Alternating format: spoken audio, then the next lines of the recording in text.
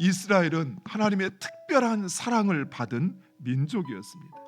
그리고 이스라엘은 언약 백성으로서 무한한 사랑과 축복을 누리며 살아갈 수 있도록 하나님은 율법을 그들에게 주시어서 하나님의 뜻을 알게 하셨습니다.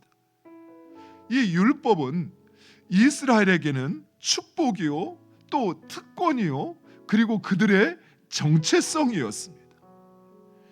그리고 이스라엘은 세상 모든 나라에 대하여 제사장 나라, 제사장이 되는 사명을 부여받았습니다. 그래서 이스라엘은 세상의 빛을 비추고 세상 모든 민족은 그 이스라엘의 빛을 보고 하나님께 나오며 하나님의 백성이 되게 하셨던 것입니다. 따라서 이스라엘이 이러한 특권을 누리고 그리고 그 사명을 감당하기 위해서는 하나님의 율법을 지키어서 언약 백성으로 살아가야만 하였던 것입니다. 그러나 이스라엘 백성들은 율법을 알고 또 그것을 가르치고 심지어 그것으로 다른 사람을 판단하기에는 능하였지만 정작 자신들이 가르치는 그 율법의 요구대로 살지 않았던 것입니다. 더욱이 그들은 마음으로 하나님을 믿고 의지하지 않았습니다.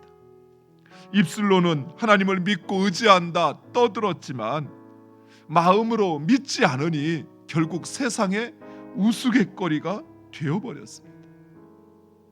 외식적인 신앙, 이 신앙은 경건의 모양은 있으나 경건의 능력이 없는 종이 호랑이에 불과했던 것입니다.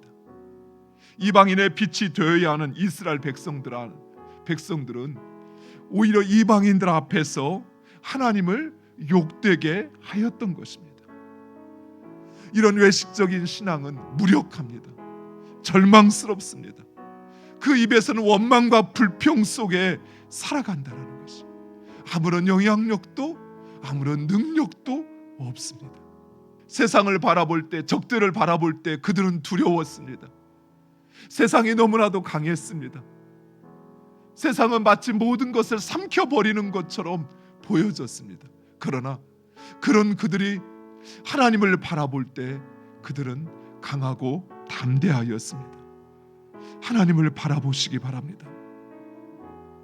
하나님을 바라보아야만, 그래야만 우리는 진정 절망스럽고 힘없는 나약한 존재가 아닌 진정 세상을 두렵게 하는, 그리고 진정 하나님의 영광을 나타내는 바로 그런 존재가 될 수 있습니다.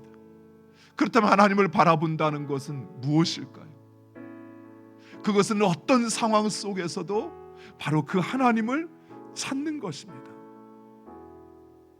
도저히 하나님을 찾을 수 없는, 앞뒤가 꽉 막혀 있는 것처럼 생각되어지는 상황 속에서도 바로 그 하나님을 찾고 그리고 그 하나님의 말씀에 순종하는 것입니다.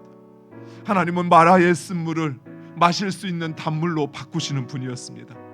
풀 한 폭이 나무 한 그루 없는 그 광야 가운데 그늘이 되어 주시며 반석에서 물을 솟게 하신 분입니다.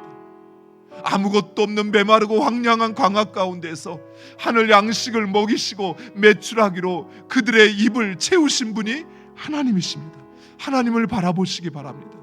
내 인생에 아무런 소망이 없다고 생각할 때, 세상 앞에 절망스럽고 포기하고 싶을 때 하나님을 바라보시기 바랍니다. 그 하나님을 찾고 순종하면 우리가 살고 우리가 승리합니다.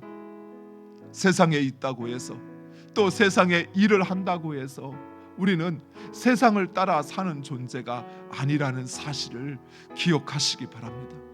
하나님께서 우리에게 베풀어 주신 그 구원의 감격, 여전히 우리에게 그 구원의 은혜의 감격이 있다고 한다면, 또한 내가 하나님의 백성이요 하나님의 자녀라는 그 고백이 나에게 있다고 한다면, 이제 우리는 그 하나님의 백성답게, 그리고 그 하나님의 백성에게 주어진 하나님의 말씀의 그 능력과 그리고 이 축복을 결코 잃어버려서는 안 될 것입니다.